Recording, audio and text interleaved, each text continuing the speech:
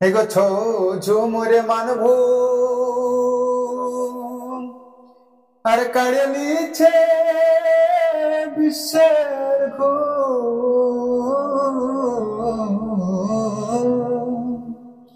এগো তাই চৈতন মহানন্দে গাহে ঝুমরে গান মানভূমের মাটি আমার মায়ের সমান।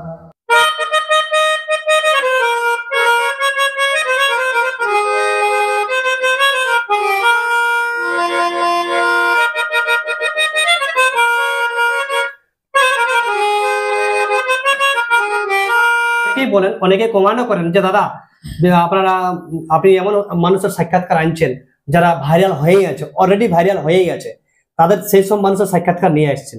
কিন্তু আমি কি করি, আমি সেরকম মানুষগুলোকে আনি যারা ভাইরাল আছে, আর যারা ভাইরাল নাই অথচ আমাদের বেশি দূর যেতে হবে, কারণ আমাদের লোকালে আমাদের পুরুলিয়ার মধ্যে এমন এমন মানুষ আছে, এমন এমন মানুষের প্রতিভা আছে, সেই মানুষগুলোর প্রতিভা গেলে কিন্তু এখন সোশ্যাল মিডিয়াতে হয়তো আপনারা খুব কম দেখেছেন।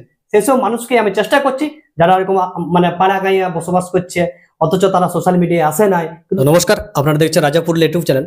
তো এই চ্যানেলের পক্ষ থেকে সকল দর্শক বন্ধুদের স্বাগত জানাচ্ছি আরো একটা নতুন ভিডিওতে।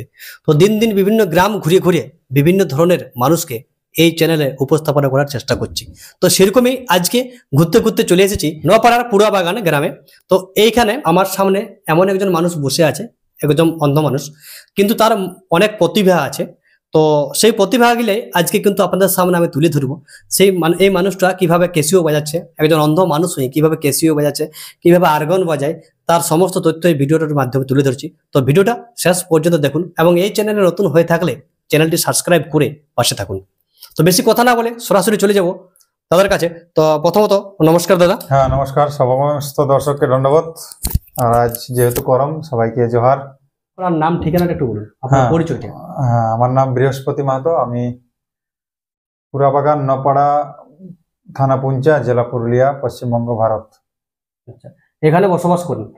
তো বলছিলাম আপনি কোন মানে আপনি চোখে দেখতে পান? না না, আমি জন্মান্ধ, জন্ম থেকে অন্ধ। আচ্ছা, আপনি আপনার যে আমি শুনেছি যে আপনি ক্যাসিও বাজায় আর আর্গন বাজান, তো ওটা সত্যি কি? হ্যাঁ, ক্যাসিও ক্যাসিও বলতে কি, আমি ছোটবেলা থেকে যখন মানে পড়াশোনা করি তখন থেকে আমার গান শেখা। আচ্ছা। তো তারপরে তো পেশার সৌজন্যে তো এগুলো তো কিনতেই হয়।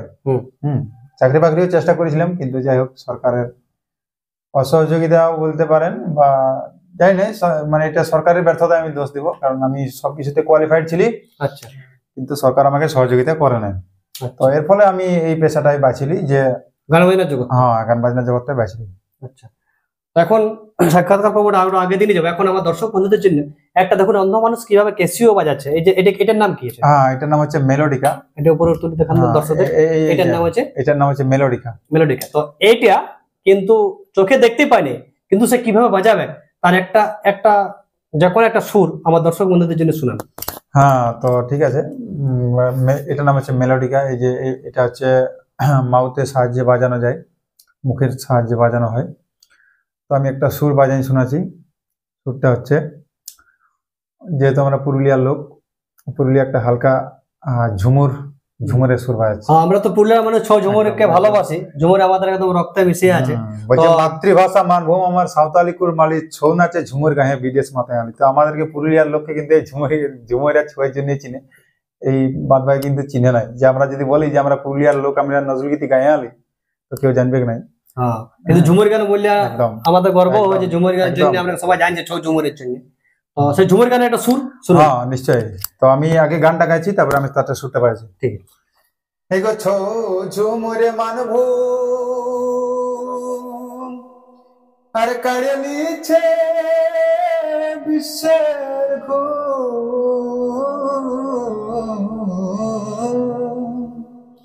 এগো তাই চৈতন মহানন্দে গাহে ঝুমরে গান মানভূমের মাটি আমার মায়ের সমান।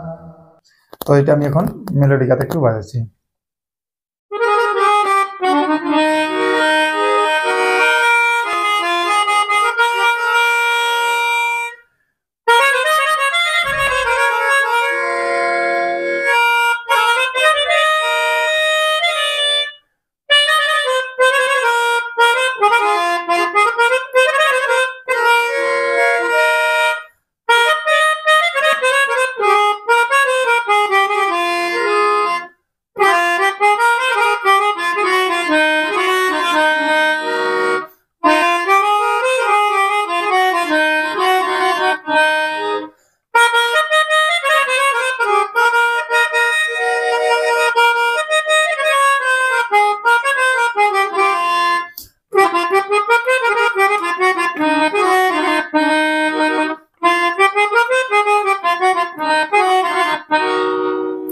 মানে আপনারা শুনলেন মানভূমের মাটি আমার মায়ের সমান গানটা কত সুন্দর করে মানে সুর করে মানে বাজাইলো একজন অন্ধ মানুষ।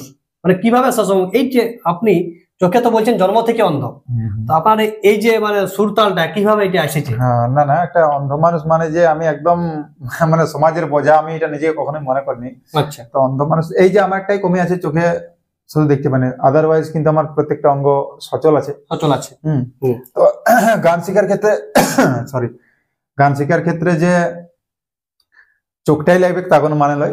গান শিখতে গেলে অন্তরটা লাগে। হ্যাঁ, মনের যেটা অন্তর্দৃষ্টি সেটা কিন্তু লাগে। হ্যাঁ, তো এই হচ্ছে ব্যাপার। তো এই যে সুরগুলা রেড গুলা কিভাবে এটা তো যখন মানে কন্টিনিউ যখন এটা হবে, যে কোনো কাজে একটা কেউ যদি কন্টিনিউ করে, ও কিন্তু এটা বিনা দেখেই করতে পারে, পারে না? তো সেইরকম আমরা যখন ছোটবেলা থেকে যে কোনো কাজটা করছি, তো আমরা যেটার উপর ফোকাস করি সেটা কিন্তু আমরা মানে সবসময় যখন করি সেটা তো আমাদের অটোমেটিক মুখস্থের মতো হয়ে যায়। মুখস্থের মতো হয়ে যায় না? তো সত্যি মানে মানুষের মানে শুধু যে চোখ থাকতে হবে, মানুষের যদি আগ্রহ থাকে মানে ইন্টারেস্ট থাকে, তাহলে যে কোনো কাজেই কিন্তু সম্ভব হয়। মানে সেটা আমরা এই বৃহস্পতি দাকে দেখে জানলি। আর বৃহস্পতি দা এই যে মানে গান বাজনার প্রতি ঝোঁকটা, আচ্ছা তার আগে আমি বলছি গান বাজনার প্রতি তো ঝোঁক আছেই, তার আগে বলি আপনার মানে লেখাপড়া করেছেন? হ্যাঁ, নিশ্চয়ই। কতদূর পড়েছেন? গ্রাজুয়েট করেছেন? হ্যাঁ, অনার্স? হ্যাঁ, পল সায়েন্স, রাষ্ট্রবিজ্ঞানে। দেখছেন বন্ধুরা, পল সায়েন্স অনার্স করেছে। পল সায়েন্স অনার্স করে একজন মানে হ্যান্ডিক্যাপ ভাতা পান। হ্যাঁ, ওটা পাই, হ্যান্ডিক্যাপ ভাতা পায়, কিন্তু একজন অন্ধ মানুষ পল সায়েন্স অনার্স করেছে। কোন কলেজ থেকে করা হয়েছে? আশুতোষ কলকাতা। আচ্ছা, কলকাতায় থেকেই পড়েছেন? কলকাতায় থেকে, আমি কলকাতায় আমার 14 বছর। মানে কলকাতায় 14 বছর থাকিছে। কলকাতায় 14 বছর থাকে, মানে 14 বছর থেকে মানে 14 বছর থাকে স্কুল জীবন থেকে কি ওখানে? হ্যাঁ, না, আমার প্রাইমারি লেভেলটা ছিল পুরুলিয়া বঙ্গাবাড়িতে। আচ্ছা, পুরুলিয়া বঙ্গাবাড়িতে একটা ব্লাইন্ড স্কুল আছে। হ্যাঁ, তো ওইখান থেকে আমি কলকাতা টালিগঞ্জ যাই। টালিগঞ্জে একটা স্কুল আছে আমাদের, blind school, light house for the blind.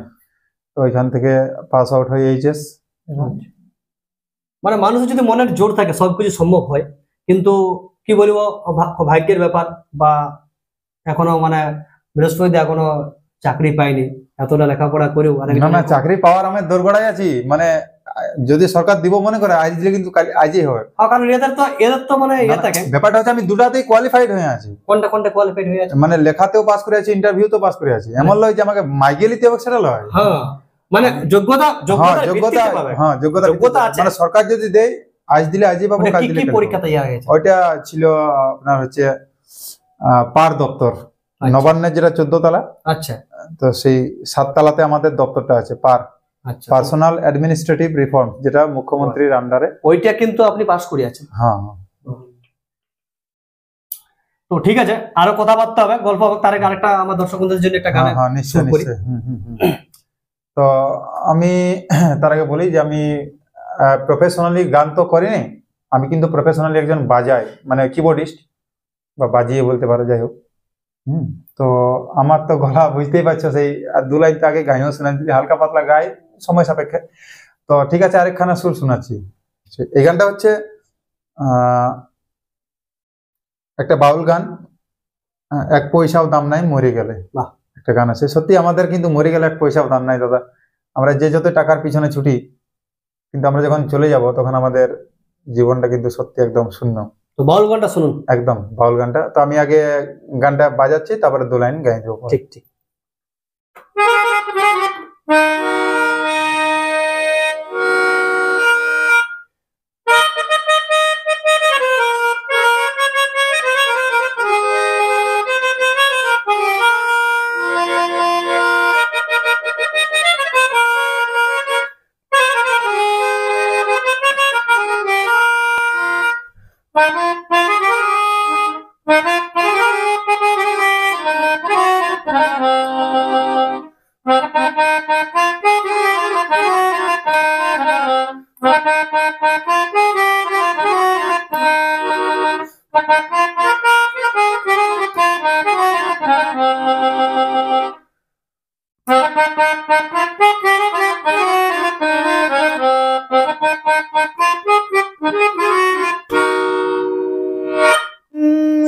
সাধের মানব জনম আর কি ফিরে পাবি রে মন, আর কি ফিরে পাবি রে মন গো।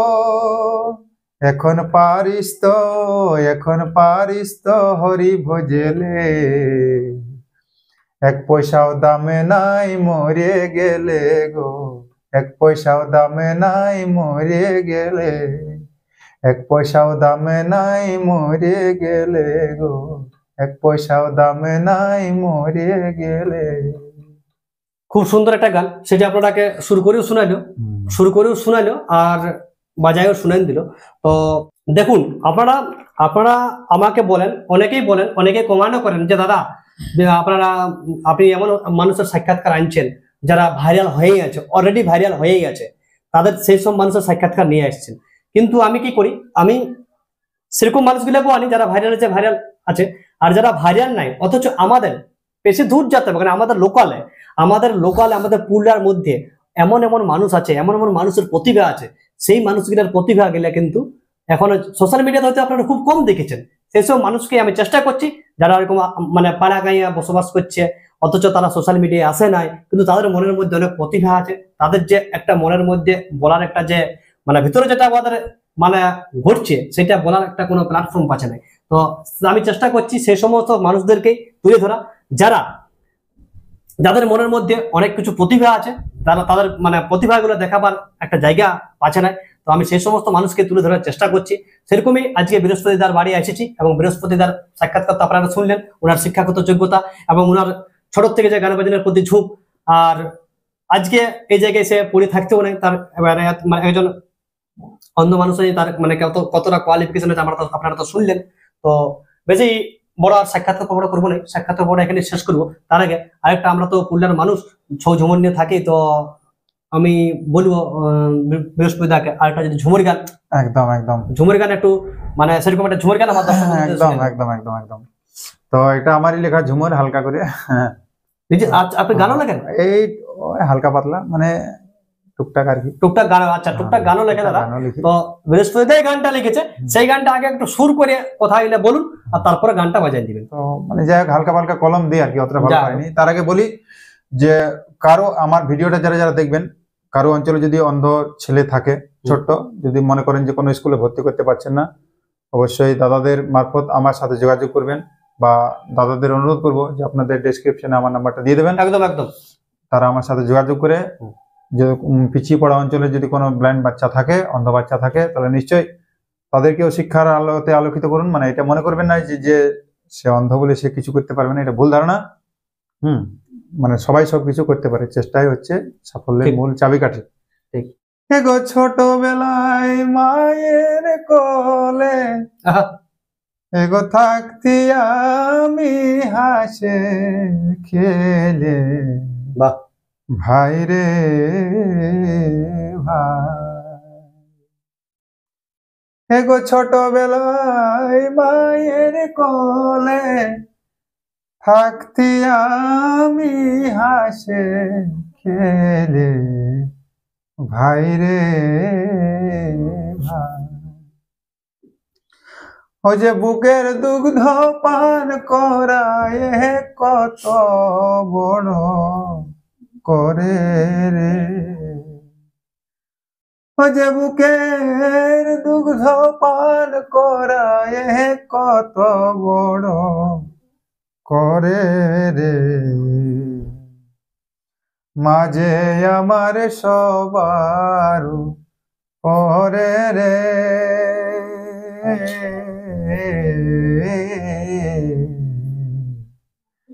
মাঝে আমার সবার পরে।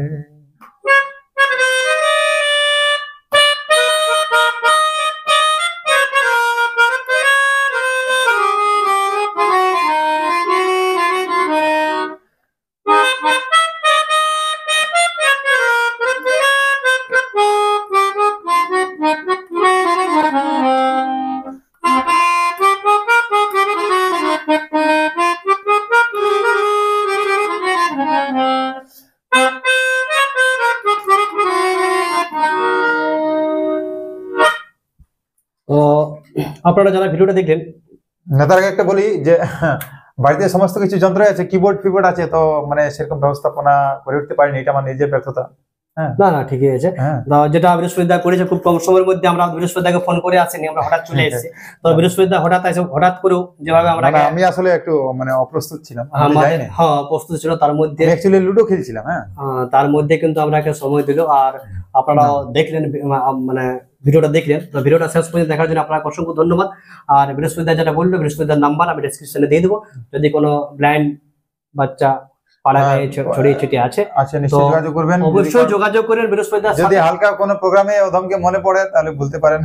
আর যদি কোনো প্রোগ্রামে নিশ্চয়ই দাদাকে সে যে কোনো ডাকলে যাবেন, একদম যে কোনো প্রোগ্রামে ডাকলে যাবো। যে কোনো প্রোগ্রামে আরগন ক্যাসিও বাজাতে যদি কারো দরকার থাকে, অর্গান যদি কারো দরকার থাকে অবশ্যই বলবেন। নাল বা তবলা যদি কারো দরকার থাকে নিশ্চয়ই বলবেন। আচ্ছা নাল তবলা বাজান? হ্যাঁ নিশ্চয়ই। আচ্ছা নাল তবলা আরগান যে কোনো বাজান যে দরকার হয় অবশ্যই কমেন্ট করে জানাবেন, যাবেন। আর আমি নাম্বার দিয়ে দেবো। তো ততক্ষণ বলে রাখি, সকলে ভালো থাকবেন, সুস্থ থাকবেন। এখানে ভিডিওটা শেষ করছি। জোহার, দণ্ডবোধ।